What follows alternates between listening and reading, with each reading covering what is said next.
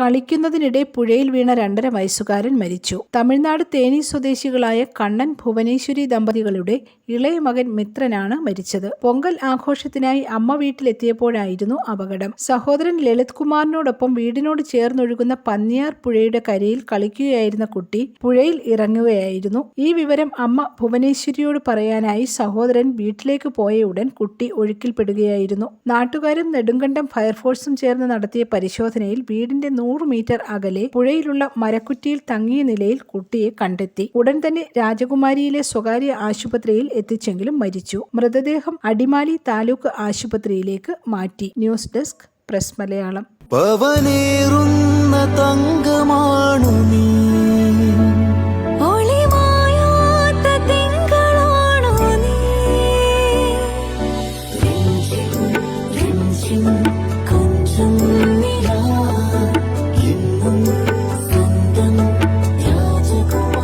Be a Rajakumari.